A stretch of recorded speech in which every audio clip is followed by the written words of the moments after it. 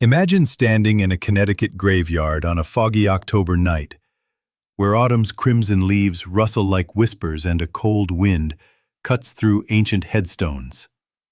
The air grows heavy, a faint creak echoes from the earth, and shadows dance under a Halloween moon. Welcome to Jewett City, where a chilling vampire panic gripped a small town in the 1840s. In this quiet borough of Griswold, families dug up their dead, burned their hearts, and scattered ashes, convinced the undead were stealing lives under the fall's eerie glow.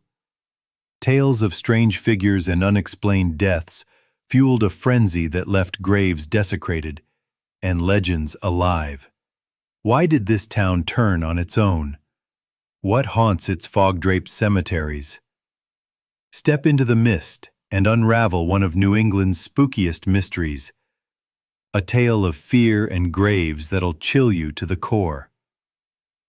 Jewett City, a mill village in Griswold, thrived in the early 19th century along the Packagh River. By the 1840s, its 500 residents worked in cotton mills and gathered for harvest festivals under fall's golden maples.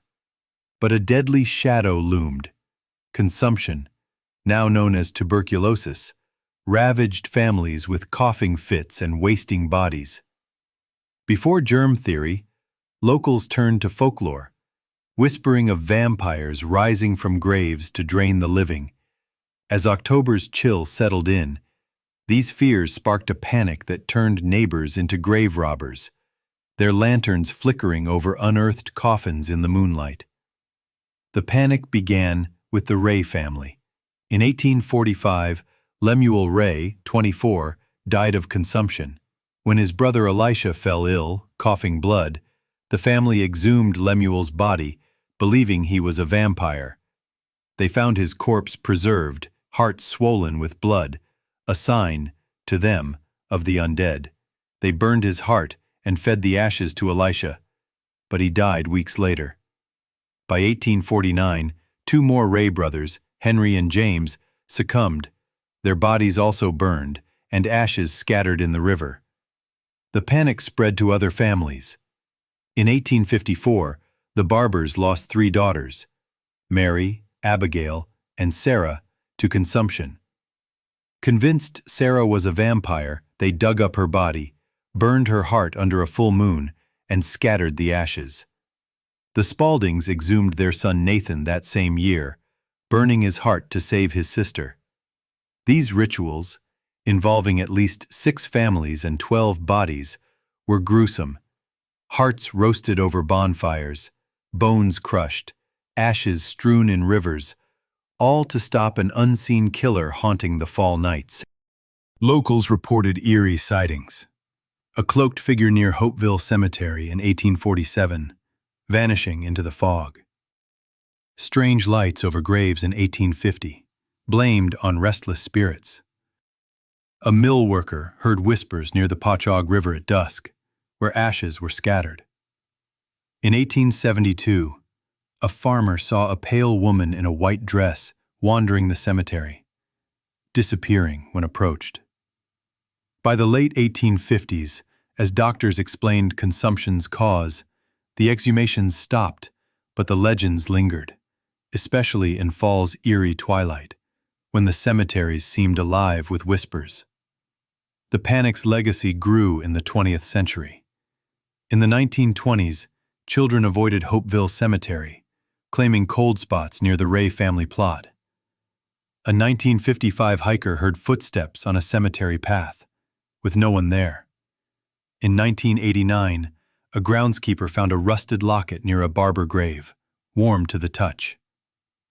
The cemetery's isolation, surrounded by dense woods and fall's fading light, makes every creak feel like a ghost, a chilling draw for Halloween tales.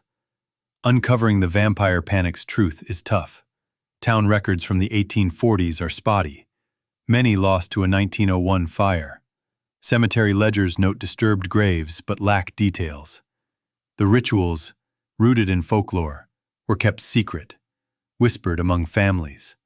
The cemeteries, now maintained by Griswold, restrict digging, and fall's early dusk makes exploration eerie. The lack of answers about the sightings, the rituals, the deaths, makes Jewett City an enigma, its secrets buried under earth and time. Theories about the panic are chilling but grounded. Consumption's relentless spread drove desperate acts, with folklore filling the gap before science explained tuberculosis. Preserved bodies were likely due to cold New England soil, mistaken for vampirism. Sightings could stem from guilt over desecrating graves, heightened by fall's foggy nights. Some believed the land was cursed, though no records confirm this. Others say the panic was communal madness, fueled by fear and isolation. Fall's bare trees, howling winds, and moonlit graves turned every shadow into a vampire. Jewett City's vampire panic weaves terror into New England's autumn. Hopeville and Pechog cemeteries hold secrets in their tilted stones, where names like Ray and Barber fade under lichen. The Pechog River mirrors fall's fiery foliage, its waters carrying echoes of scattered ashes. A broken gate, a charred stone, a lone crow on a headstone, all hint at the panic's grim past.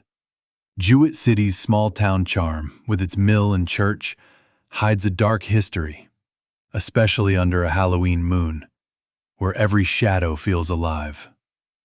Jewett City stands as Connecticut's haunted enigma, where a vampire panic left scars on the earth and in memory.